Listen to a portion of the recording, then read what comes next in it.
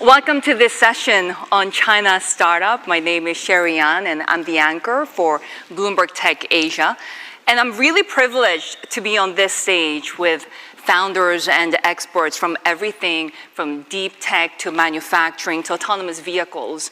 And of course, when it comes to artificial intelligence and tech governance as well. Let me introduce our panelists. With me are Jiahao Jun, founder and CEO of Deep Principle, Zhouyu Xiang, co-founder and CEO of Black Lake Technologies, Maxwell Zhao, CEO of Deeproot, Angela Zhang, who you are professor of law at USC. And I have to mention that they're part of the World Economic Forum innovators communities, which I'm told is the most fun of the bunch. So hopefully we'll have a very lively discussion today when it comes to China's innovation landscape, and not only where China is at right now, but where it's headed. And I want to remind our audience that we will get a Q&A session. So any questions that you might have, please keep them in mind. We'll allow you to have all these questions for our experts today here. But let me get started with the state of play, where we're at here in China. Yuxiang, why don't you start us off? Because I want to hear about when you were building Black Lake Technologies and you were building this company that was supposed to really revolutionize manufacturing in China, for example. What were some of the trends that you saw in China's startup ecosystem? Yeah, so let me give a bit background about Black Lake so people understand the context. So we are a software provider for factories, and now we also have agents.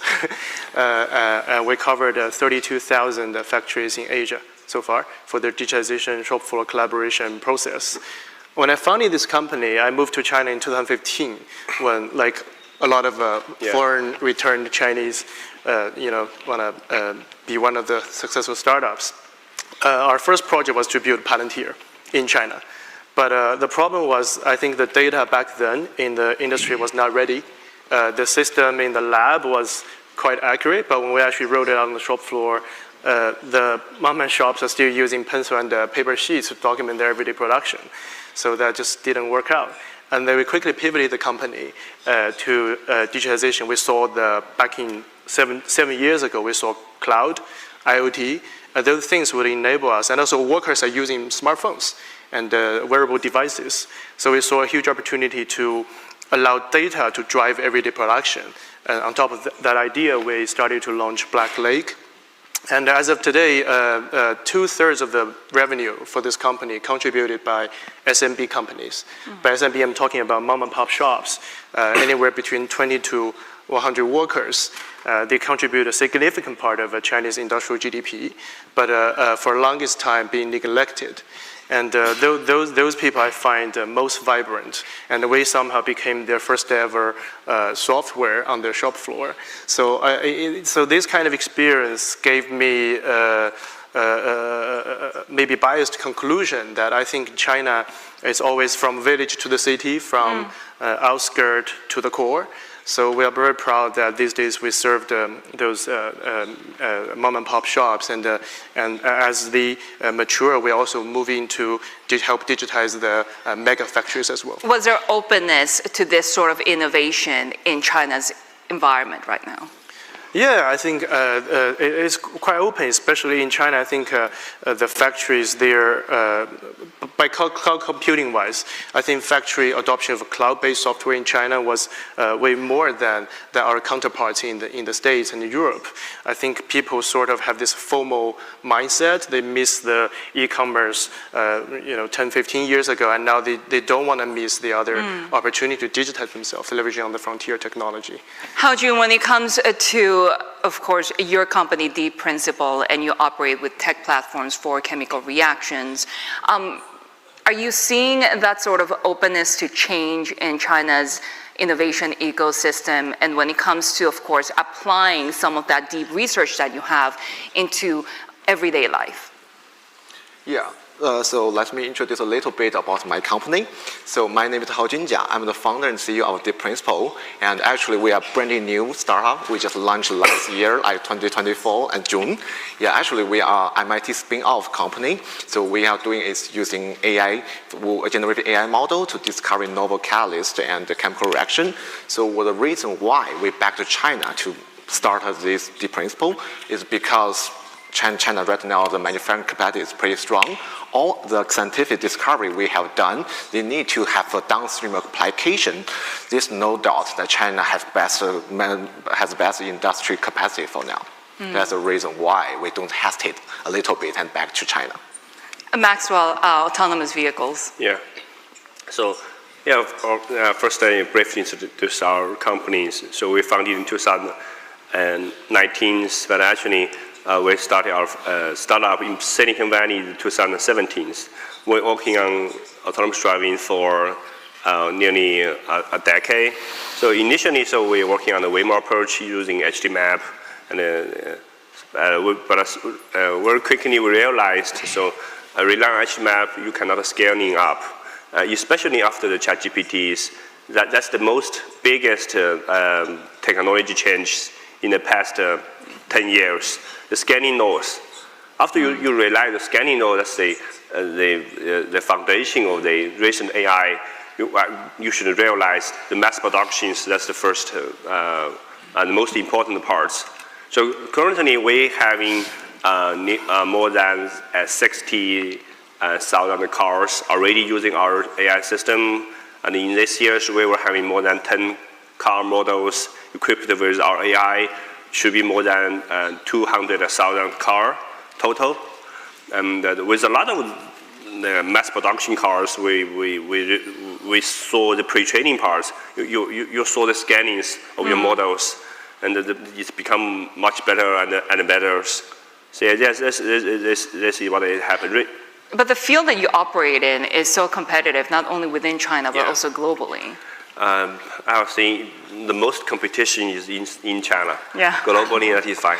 Is that sort of the facet of Chinese startup ecosystem that you're seeing right now, where the competition is really brutal?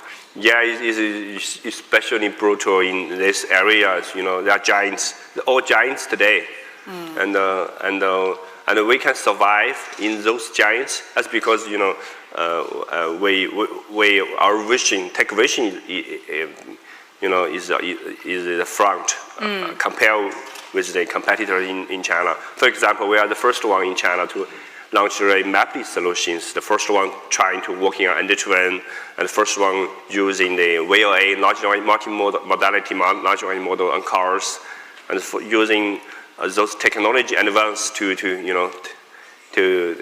and this is a big this is the biggest industry.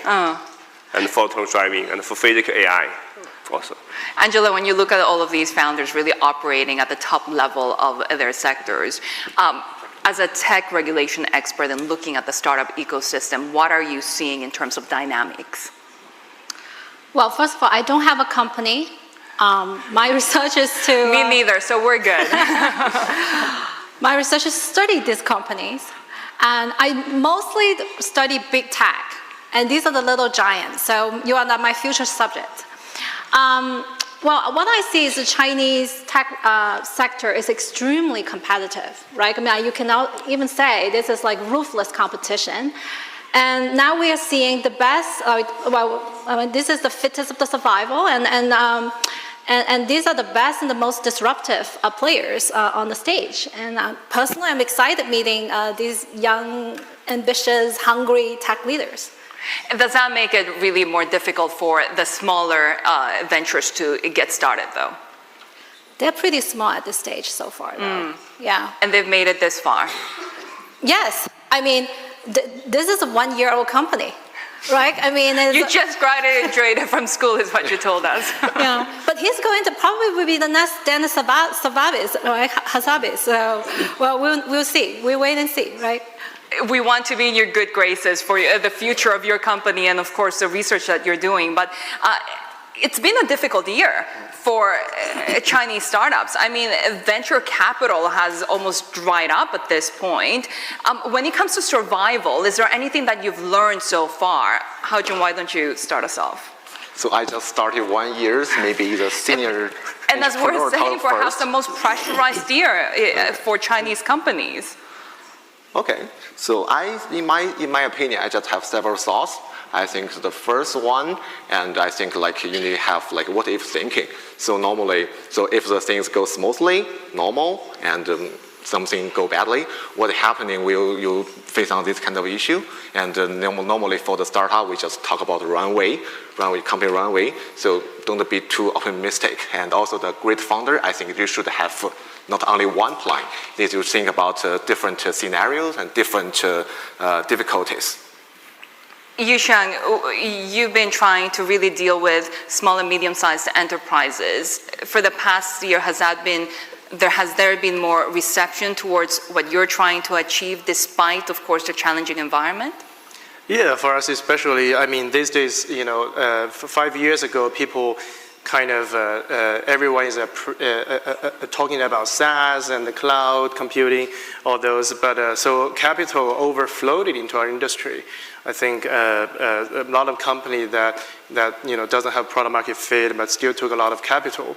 But after COVID, geopolitics, and the economic turmoil, I think we had a very difficult 3 years, especially in the late 2022, we realized we need to make our own profit.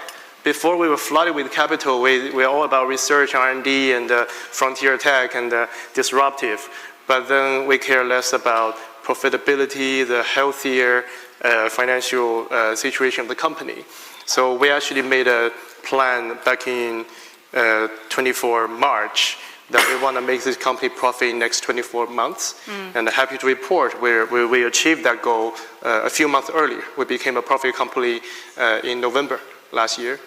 So I think the first lesson learned, I think every tech company, especially the ones faced up with a capital bubble, will have a fall. And what happens if you're resilient enough and you move up and find a way to survive? But that's not enough. I think the second thing is OpenAI CTO Mira Murati, we went to school together. And so we were very early days, we got introduced to a large language model. We started to experiment with a lot of things, and some failed, and some emerged as promising projects internally. So we're kind of now transitioning after break-even, transitioning from pure SaaS to AI-enabled or AI-native, leverage on the historical data to move into the AI era. Yeah. That commercialization and, of course, with deployment of autonomous vehicles, very important as well, Maxwell. Yeah, of course. So the first thing you needed to commercialization, and then the hardest part is you still keeping innovative. So especially in this AI competitions, that means you will spend a lot of money. So finding the balance between the commercializing and the innovation. Yeah. Also the capital is important. Otherwise, Tell us a little bit about that too, because it's really getting and enticing people into your business, right? Yeah, so I was saying we started earlier before COVID, and so we totally raised more than $500 million. So if without this money, you cannot have doing those advanced AI like GPUs. You need tens of thousands of GPU cards to train your models. And a lot of data, you need to hire the people, the talented people. You want to hire the people with the PhD in AI. That's a lot of money. Yeah, and the capital is important. Commercialization is important. Yeah. Focusing on your own technology as well and being at the front of that. Yeah. Keeping so that is why we're trying using best technologies on the autonomous driving, like VLA. Recently, VLA become a well-known word in autonomous driving in robots. But we started in last years on VLA. That's the robots and that's the cars that are able to resonate And they see all this new technology challenging, but we saw it helps a lot in safeties in autonomous driving, especially in the defense drivings. Yeah. Right. I want to delve into that, into the technologies, but Angela, when it comes to these smaller startups as they get started, how important is it to really look ahead and actually think about becoming profitable, actually think about how to make money? Well, definitely law would not be the first priority when they started, right? I mean, it's how I can keep it going, how I can survive, how I can thrive, right? But as they go along and grow bigger, I think that they would start to think more about legal compliance, regulations, and this is part of the game for them. Yeah. We're seeing new rules across China as well when it comes to emerging technologies. Is that sort of changing the game, or the factors that these founders need to keep in mind? Well, China has a lot of laws, right? I mean, a lot of enforceable laws. Well, I mean, China is definitely a forerunner, not only in technology, but also in writing laws. But you also raised a very good question. I mean, when you have that many laws, do you actually enforce it? Well, I think the intensity of the enforcement is debatable, right? I mean, and the government has very good control of that. I mean, a couple of years ago, China went through a sweeping tech crackdown on the big tech companies, right? I mean, I think that our government kind of learned a lesson that too heavy-handed intervention may not necessarily good for innovation. So we see a pivot of the regulatory environment right now being very enabling, and I see, despite the fact that we have a lot of laws, but the enforcement has been quite light touch, and I think the government is taking a very pragmatic stance with these disruptive and emerging technology right now. Rules as guideposts. Yes, exactly. Yeah. Do you expect that to be the continued trend, especially as you see more pressure, not only from within the Chinese economy, but also externally with geopolitics?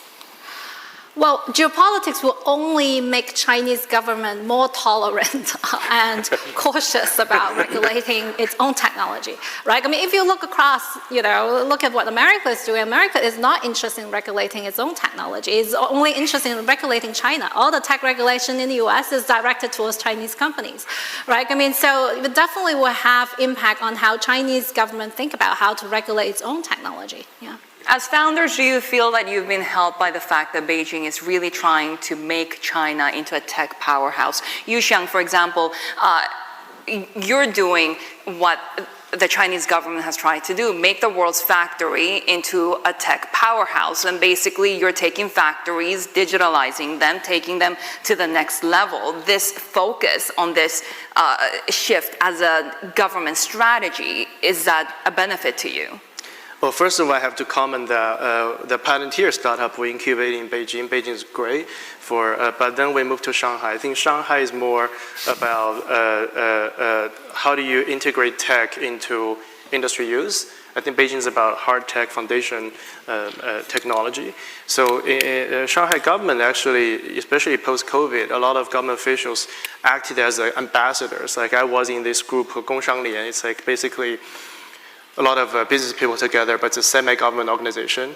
And the secretary of that group actually recommended our process to a lot of other members. Suddenly I got a WeChat ad and I look at it, so who referred our company? I need to pay a commission. It turns out it's a government official. But jokes aside, I think government is really pro-business right now, pro-tech, and they're trying to help us, especially we talk about commercialization. And it's hard for a lot of disruptive tech companies in early stage. And government is really trying to accelerate that. But policy-wise, I think in the industry where I'm in, I think policy has been really successful in pushing mega factories to transform, because government subsidy and other schemes will be quite an incentive for big guys. But for small players, certain regional governments try to duplicate the same strategy of giving out free long-term loan or giving out free subsidy. The thing we care about most is about how do we land the leads. It's not about conversion. Our product only costs I don't know, $5,000 per year, a mini factory. But our sales guy have to bypass the security guard and bypass the guarding dog, try to meet the wife or the boss and get a 10-minute elevator pitch. I think that's the most difficult part. So we gave feedback to some certain regional governments that subsidy would not work in our case. We are good at persuading them, but it's difficult for us to approach them. So certain regions like in Ningbo, like Zhongshan, they put their money in building like different conferences or small group seminars to invite the local mom and pop shops and solution providers, also along with other providers, to have this speed dating session. I think this is also quite helpful for my business, the change we started to see about 9 months ago.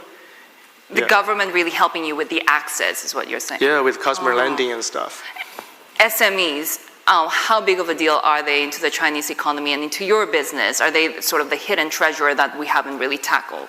Yeah, I so believe. I mean, I went to Dartmouth College. When I came back to China, I like the big guys, big names, right? Seems fancy. But as this business really evolved, I realized they are the hidden treasure. Putting in number, there are about 6 million, precisely 6.06 million small factories in China. Only less than 1% have some sort of digital tools.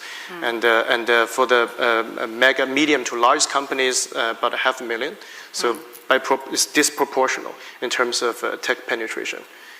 Yeah. When it comes to really smoothing and sort of building these relationships, Haojun, for example, I mean, the principle builds on advanced academic research, but having that connection to industry, how important is that? Well, academia, I think, is super important, and all the foundational AI innovation is come from or even happening in the university or R&D institute, and they just train talented like AI professionals. So I think there are several ways can make the connection or contribution even stronger. And I think first is like how you can make IP transformation easier, because there is some straight way can transfer the innovation or IP from university more straightforward to tech company or startup. And secondly, maybe they have some joint lab. They can just like using the university talent brain to directly solve the industry problem. Like for example, MIT Media Lab.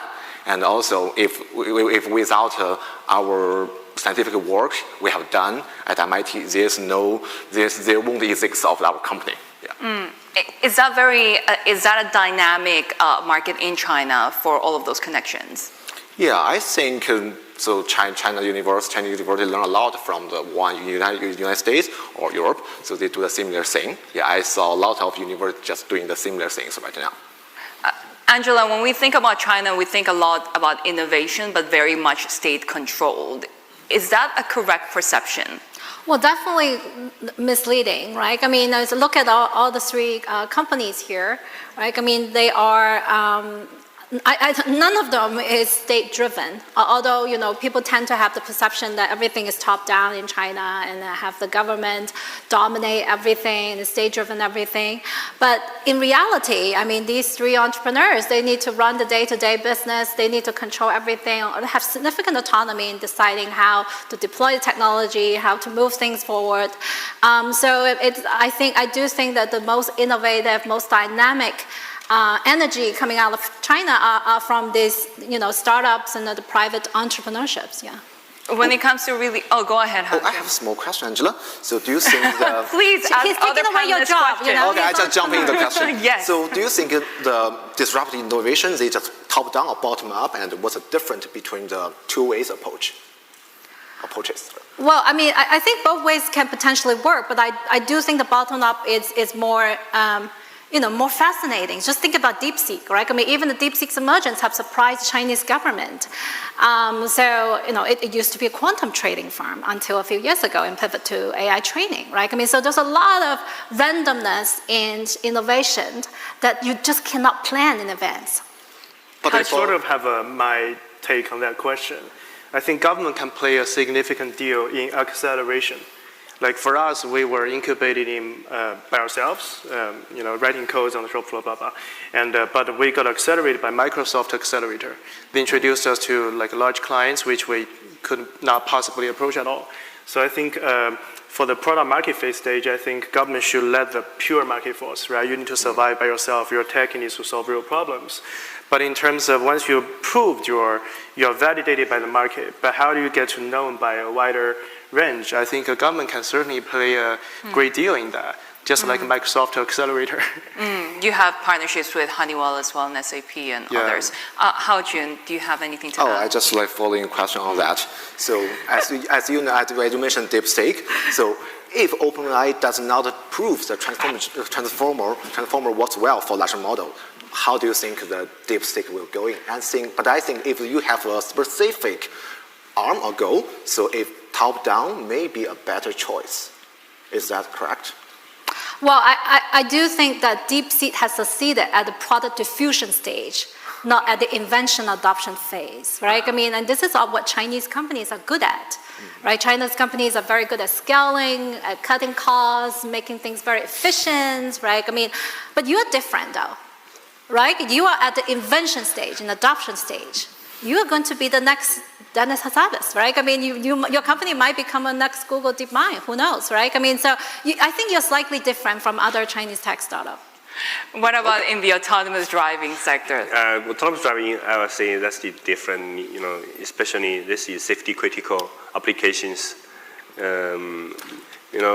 Just recently there are serious, accidents that happen in China, and the government realized.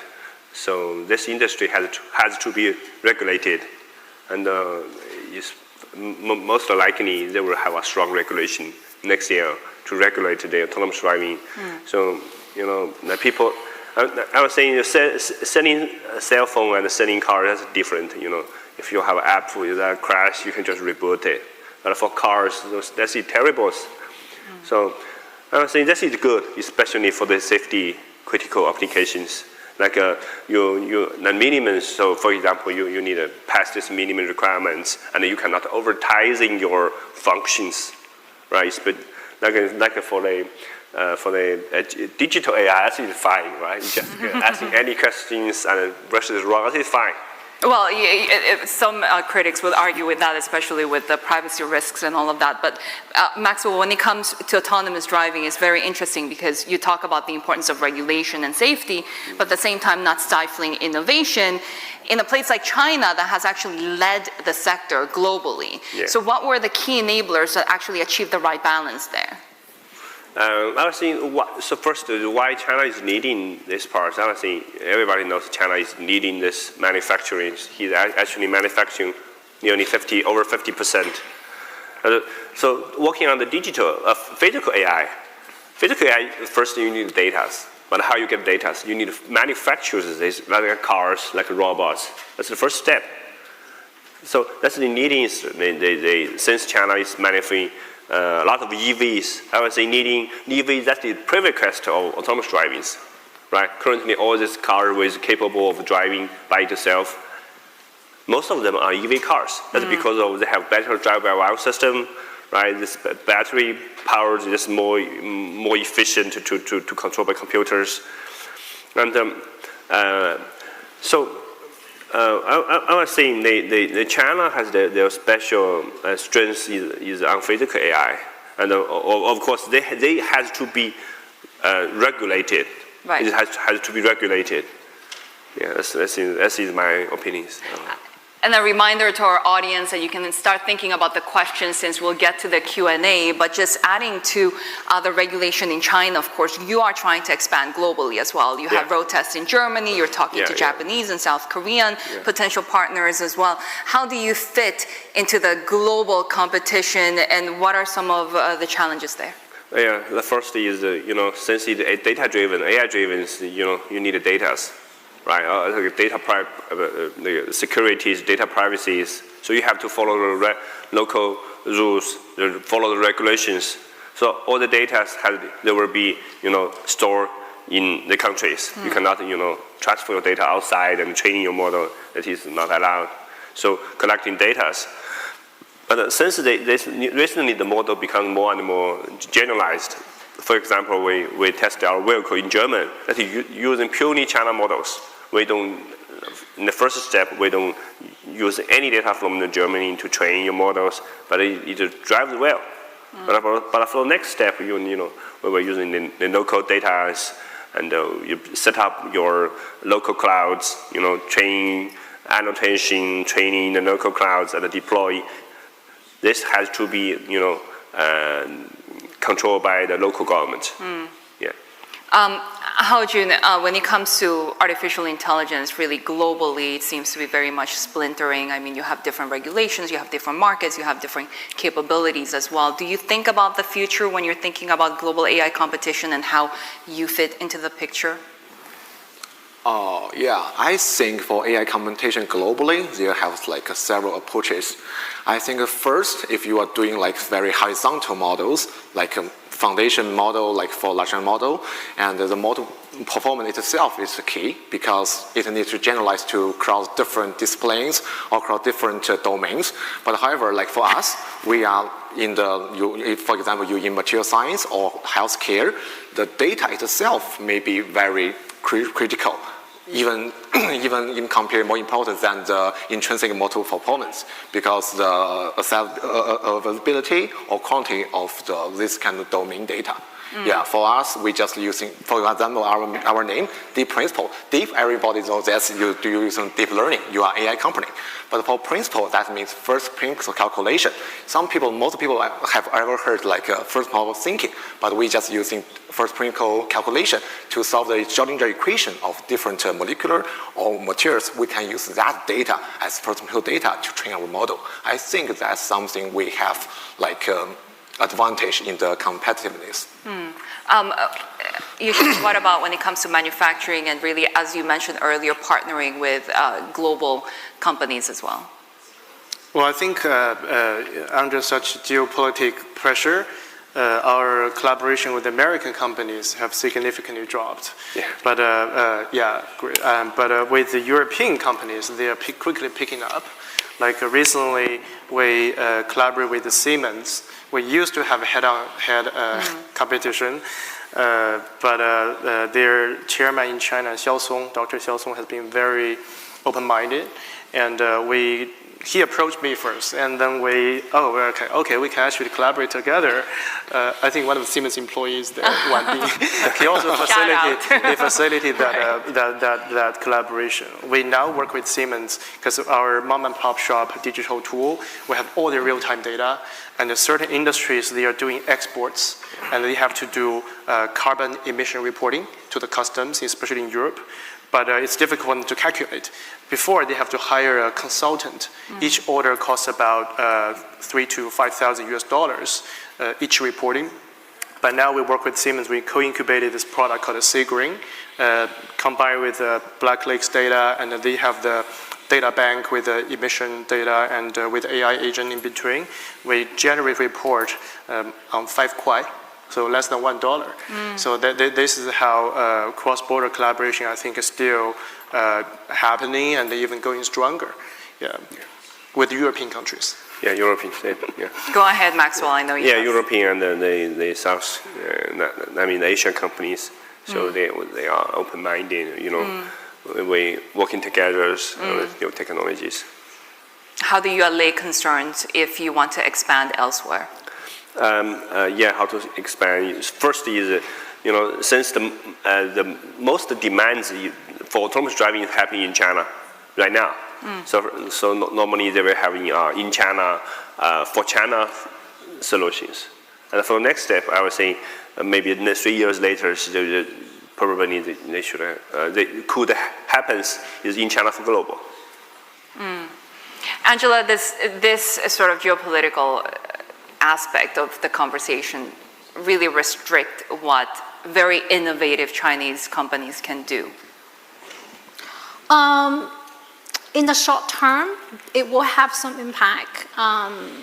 And Chinese companies have all experienced some difficulties in accessing the most advanced AI hardwares. But I think in the longer term, actually a good thing might turn out to be a blessing in disguise because it actually creates room for the domestic indigenous hardware companies to grow, to fill in that demand. And that will actually make China, the whole ecosystem become more robust because the industry will become more vertically integrated, right? I mean, so it will make the Chinese innovation ecosystem more resilient and more immune to the geopolitical shocks in the longer run. And even before we came on stage, it was interesting to hear you say that China is not necessarily trying to win the AI race. Yeah, I don't like this framing of US versus China. Yeah. I do more like prefer it is the US plus China because I do see China and the US are very different competitive strengths, right? I mean, US is very good from 0 to 1, China is very good from 1 to 100. Right? I mean, so if we combine these two countries together, they will make a perfect team because the skill sets are complementary, right? I mean, so in reality, right? I mean, people talking about, oh, we need to achieve AI supremacy in order to secure data security, in order to secure national security, in order to achieve economic growth. I don't think that's the case, right? Everybody is trying to advance, and it's not necessarily that you have to get to the most cutting edge that you can create that explosive growth, right? I mean, I think China has its own agenda, and China is not trying to exclude other countries from competing, from winning, right? I mean, I do hope the world become a more cooperative and more cooperative in that respect. Maxwell, I see you nodding enthusiastically. Do you agree with what Angela said? Yeah, I would say US plus China. That's very good. Hao Jun? Yeah, I have one small question to discuss here. How do you think the collaboration mechanism will be? So because as you mentioned, from 0 to 1 will be done by United States, 1 to 100 scale up will be done here. So, from 0 to 1, this total R&D process, total billions of dollars to training a foundation model. But from 1 to 100, it's just earning money. So how the mechanism will be? Well, I don't think we are at the stage of earning a lot of money in AI. There's very few companies earn a lot of money from AI these days, with the exception probably of NVIDIA. Well, I mean, look at DeepSeek, right? I mean, 0 to 1, I mean, it's created by the US, and DeepSeek has open sourced the model, right? I mean, has democratized AI access for everybody, right? I mean, so that's why it benefits mankind. It's a kind of like a public good. And that's a perfect team in that sense, right? Okay, great. Hao Jun started us off with a question. So do we have any questions from our audience today? Oh, I see a few hands raised over there. So let's just open it up, given that Hao Jun, you are so enthusiastically opening up the panel anyway. So please go ahead.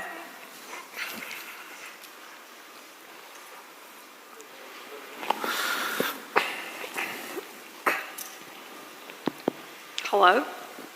Hi, it was a pleasure to hear all of you. I work on tech policy and I write for Fox News on these issues. And I feel one big issue that is happening in the AI race, and I kind of agree with your view that at the end of the day, tech is just tech, and I mean, we're adding these colors of the geopolitical war into it. But in AI, a big issue is talent. And as you know, even in the US, a lot of the top talent is Chinese, and China is the leader in AI talent globally. What challenges do you face as startups in attracting, retaining AI talent? And do you see any sort of bottlenecks in that talent pipeline for AI in China? Would you have anyone specific in mind, or should we ask all of the three founders? Any of them. Okay, Hao Jun, you want to start us off? I know you were talking about hiring talent as well. I don't hear the question very clearly. And that's, I don't hear the question very clearly. about hiring talent and the availability of talent, of people who are actually good and experts on artificial intelligence. Okay, we are recruiting people heavily right now. Ooh, last so year, open recruitment right now. so last year this time we have 2 people, me and the other founder downstairs, our CTO founder, and right now we are around people with around 30 people. So if you want to have real talent here, and think our strategy is if you want to have a A-level person, you better already have a bunch of level talent already there. And the other thing is we need to have enough money. So we have done 4 rounds of fundraising last year, within 1 year. You, Sean? I think Penny experienced 2 years. So we founded this company in 2015. Now we have over close to 1,000 people. When we started this company, everyone from overseas, Chinese based in overseas, are attracted by the idea of everyone build a startup, right? 万众创业 in 2015. But so it was really easy to hire. You make a big pitch, and everyone will be convinced by it and quit their Stanford degree and join you as a dropout, which seemed cool back then. But during the COVID years, it became difficult when COVID and the other geopolitics and also AI, a lot of Chinese talents in the States believe that AI should be naturally born in the States, but not China.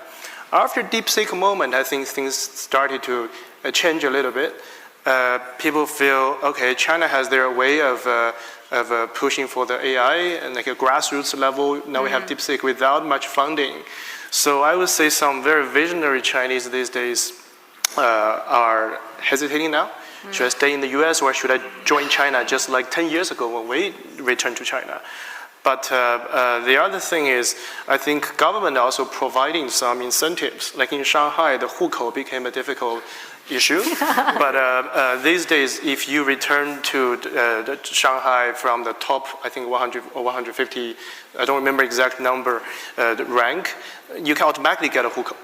You can get a government-subsidized rental for the first 3 months, and then you can get your hukou. Your kids can go to school. So I think these kind of measures also help us attract global talents these days. Is it easier in self-driving when we keep saying that China leads? I was saying, so most of our founding teams, so way back from Silicon Valley, and then we start to found people in China. So I was saying, in hiring AI guys in China, so recently that is fine. As you see, the public CVPRs, a lot of local Chinese, not from Chinese in Bay Areas, local Chinese people from the China universities, they publish a lot of papers, hiring people from, this is also channels for us to hiring talent people. So yeah, but initially I was saying, we're all from Bay Area. Angela, when it comes to the talent pool, how advanced is, how much competitive edge does China have? Oh, definitely. That was China's one of the biggest advantage. I mean, when people think about AI, they think about hardware, they think about data, but the most important input into AI is the human talent. And China has very deep talent pool, and thanks to a lot of the U.S. Policy, right, of the visa policy, restrictions, anti-espionage investigation into academics, that actually gave China, make China much more attractive as a destination for AI scientists these days. Yeah. Maxwell, do you think that thing that you said about everybody in the beginning was from the Bay Area that will change? No, not by that times. Initially, U.S. started deep learning, AIs, and also the China, they have Microsoft Asia, they're doing great. They're doing great. Microsoft Asia and the Bay Area peoples are doing great. And China indeed has a great talent pool. Think about how many new graduates. So they indeed have everybody today, so they are seeking AI degrees. We are having more and more talent. Especially, the new grads, they try to get a PhD degree. They apply the visa, they have a problem, and then maybe they will go to Hong Kong. Still, this still helps to having the talent people. Right, keep it within China. Yeah. Do we have any more questions from the audience? Maybe let's start from here, and then we'll go the following two. Thank you for sharing. And I'm a global shaper myself, and Microphone, please. I studied in the US and worked there for almost 10 years and came back a few years ago and I'm an entrepreneur myself. So I just want to ask that with China and the US moving further apart in technology,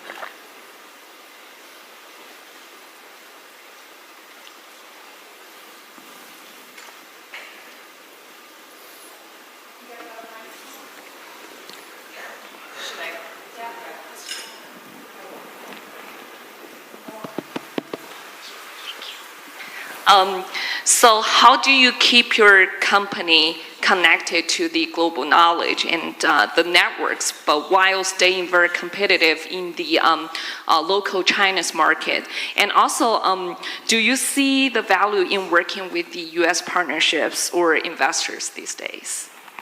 Should we start with Maxwell? I know that you have more thoughts on that. Yeah, first I'll answer the second question.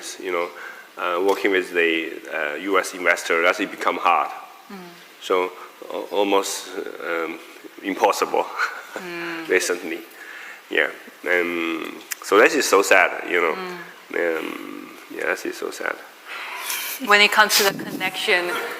Connection is, I would say the technology has no borders. So, they have a conference, everybody can go, right? As I know, all this year's the DeepSeek, they have a booster. But they write that all the guys from DeepSeek has rejected by Visa. Oh, okay. Yeah, recent CVPRs. Okay. Yeah, they have posters, but nobody is there. Yeah, but I say the conference that is fine. Okay. So they have ECCV, CVPRs. They have a lot of this top conference, and the people can share the ideas, share the latest technologies. And this is the best platform for this. Yeah. Yuxiang, when it comes to business investments, but also connection to the global community and knowledge. Yeah, I agree on that point. I think investor from the US base, even endowment or pension, is hard. Yeah. But on the globalization side, we still believe in globalization. That's why I'm in this conference. But we more are following the Southeast Asian countries and Middle East and Eastern Europe. Because initially I did not believe, I think China is a big enough pool for us in terms of factory base. So we didn't pay much attention or do some storytelling about expanding to overseas. But starting 2 years ago, I realized a lot of my clients are thinking about launching sites in Vietnam and Indonesia, Malaysia, Hungary, Austria, Saudi Arabia. So they asked us to follow them. And we followed. They pay for our airfare and accommodation. We send our employees to digitize their factory there. And we accumulated some local knowledge. So right now we are thinking about launching some regional headquarters or satellite offices in those regions mentioned before. Which regions? So Vietnam as one, and Saudi Arabia, we're in close talk, and then also Eastern Europe. Oh, wow. Yeah. Haojun? So as for the investment, I think it will be very hard due to the CFIUS and the reverse CFIUS. So it's almost impossible to get money from the United States right now. So for other things, I think should be fine because we still attend lots of academic conference, and we all all the models, all the code is open in GitHub. It's open source. It's fine. And also for market, I think it's fine. We can have some regional headquarters, but the investment is is set. Angela? I actually think that the U.S. exclusion of the Chinese market might make the Chinese firms more closely integrated with the rest of the world. Right, because now you're more hungry. You have a stronger desire to integrate with other countries. You need to hang out with, you need to make new friends, right? So actually I think that it may make Chinese firms more globalized in longer term.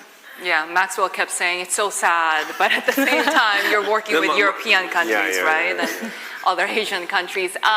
We had a couple of hands raised here earlier. Should we go to you? Right.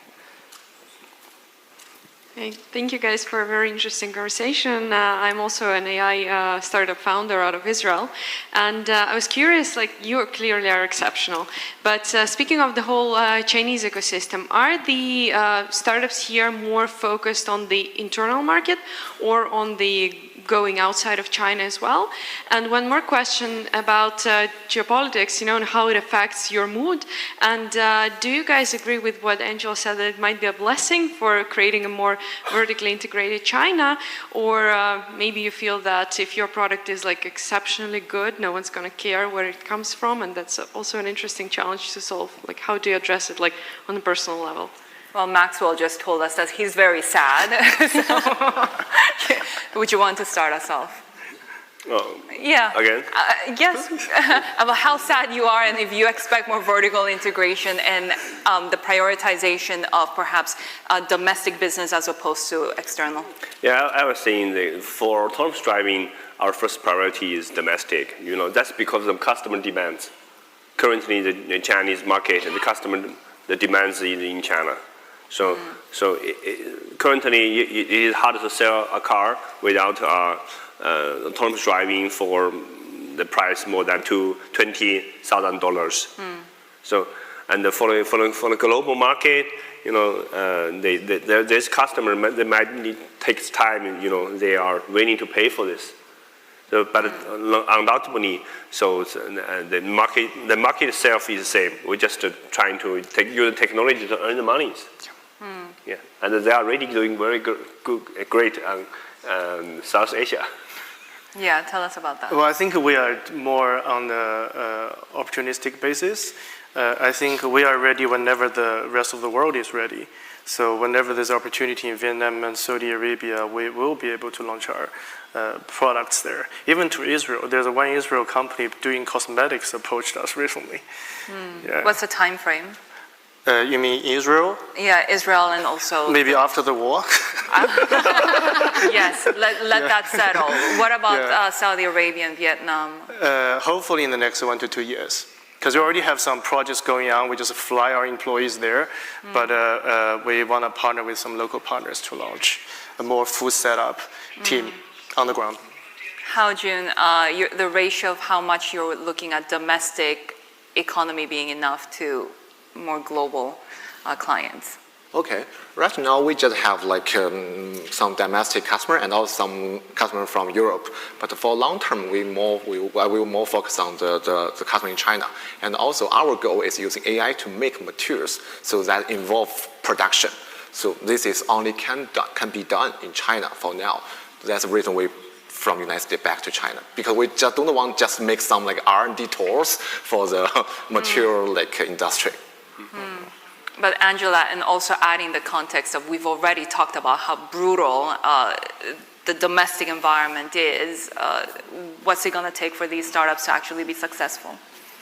Well, to succeed in the global market, I think not only is the product has to be good, but they also need to adapt to the local regulations. They need to play in a very different context, right? I mean, so, and we already see many Chinese startups very successful overseas, right? I mean, like Temu, like TikTok, but they all face significant, regulatory hurdles overseas, right? I mean, I would expect that in the future, Chinese companies, as they become more globalized, more active overseas, you will see them continue to learn and adapt to foreign regulatory environments, and they need to learn how to play the game. Yeah. I think we had more questions and a few hands raised over here, perhaps. Thank you. This is Bowen from Global Shapers. I think we talk about the flow of talent, but I guess another elephant in the room is the flow of semiconductors from the US to China, especially when it comes to AI. So I wonder to the three funders, how do you source? Where do you source your semiconductors? Is it still from the US? Is it even possible? How do you deal with that? Especially maybe to Maxwell on autonomous driving. I know from SOC, it is probably for the top application, probably you still need to use NVIDIA Orin, or maybe do you even source from Horizon Journey series at all? Like, how do you deal with that? We collectively agree we should defer this question to professor in the legal industry. Yeah, it's a little sensitive and have less of regulations. Yes. I want to though add, does it materialistic affect the way that you do business though? Not so much. I think we have sufficient computing right now. Shanghai, I think we have enough of that. Yeah. And that's where we'll leave it. So we'll defer to the professor. I see my purpose here, in today's panel is pivotally important.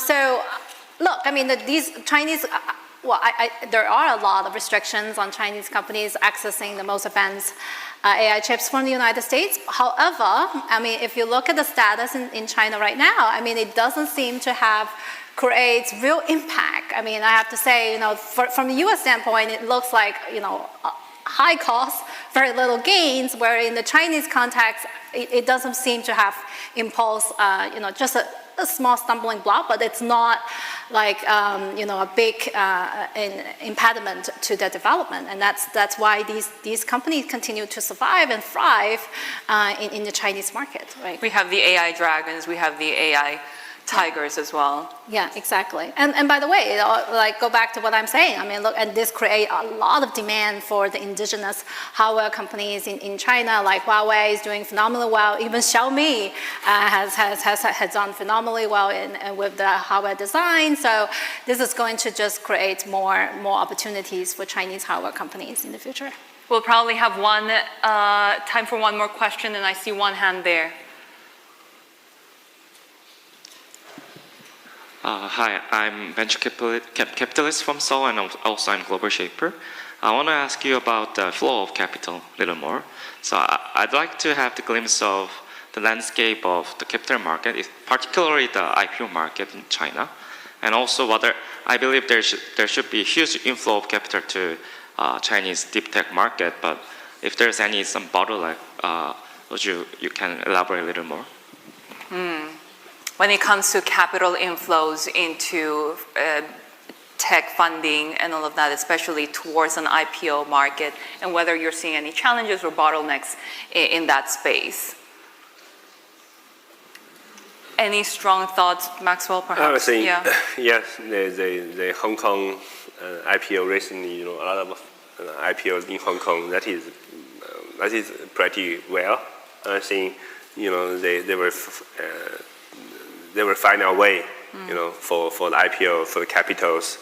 Recently, in the past 2 years, I was saying that's the toughest time for raise the capitals. Yeah. But for this year, it's become much better. Okay. Yeah, and for IPO, it's much better. Yeah. Is that something that you're even envisioning, Hao Jun, down the line at some point? Okay. IPOs, I think we are still far away from that first side. Yeah, but 18C is very succeed from last year, and also I have one opinion no investment, no opportunity. So the good IPO things I think will bolster the tech startup in the early stage. I also think state-backed capital is stepping up, especially in the past 6 months.